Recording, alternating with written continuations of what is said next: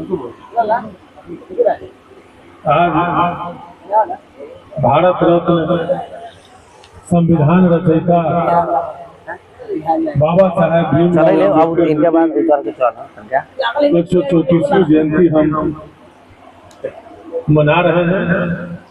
और आज खुशी की बात है कि लगभग 2 दर्जन जगह पर हम सुबह 9 बजे निकले हैं और लगातार जयंती समारोह में हम चल रहे हैं। बड़ी दिल को सुकून मिल रहा है सब लगाना है कि कम से कम हम लोग के लोग बाबा साहेब के अनुयायी और बाबा साहेब आजीवन जिनके लिए संघर्ष करने का काम किया, जिस वर्ग की चिंता उन्होंने की, चलिए आज वर्ग जो है बाबा साहेब को याद कर रहा है, ये बड़ी खुशी की बात है। और हम ज्यादा नहीं बोलेंगे क्योंकि दिन भर बाबा साहेब के बारे में हम बोल रहे हैं। हम इतना जरूर कहेंगे कि हम यहाँ के तमाम नौजवान साथियों को हम धन्यवाद देना चाहेंगे।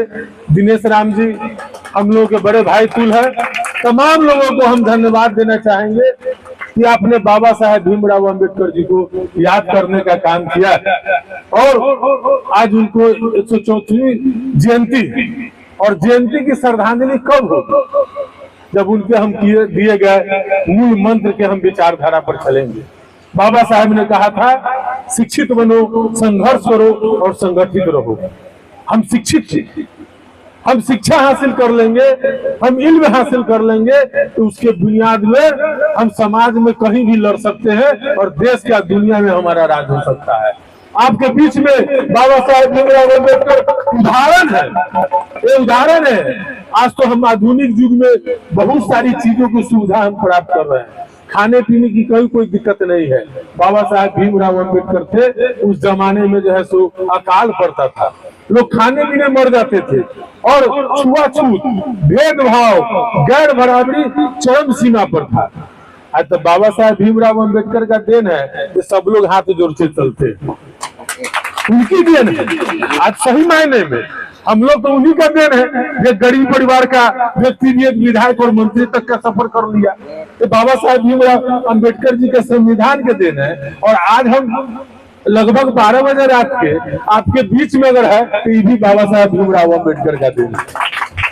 नहीं तो कोई नहीं आता अपने पूछने और पूछने। तो देखिए इतना बड़ा नाम और हम लोग के बीच में काम करके गए हैं, तो उस समय क्या स्थिति था?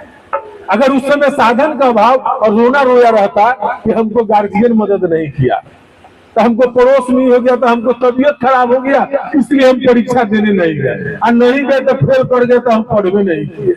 तरह तरह के हम लोगों के समाज में कुरीतियां है और जो नहीं पढ़ने वाले लोग हैं वो बहाना बनाते हैं। लेकिन बाबा साहेब भीमराव अम्बेडकर क्या बहाना बनाते? आज अगर वो संघर्ष किए हैं, पढ़े हैं, तब ना देश और दुनिया उनको जो है पूरा करने का काम कर रहा है। इसलिए हम तमाम उनके अनुयायी साथियों से हम कहना चाहेंगे कि बाबा साहेब भीमराव अम्बेडकर अगर रास्ते पर चलेंगे तो आपको जो है जीवन में सफलता ही सफलता मिलेगा। लेकिन उनके रास्ते को सही से समझना होगा।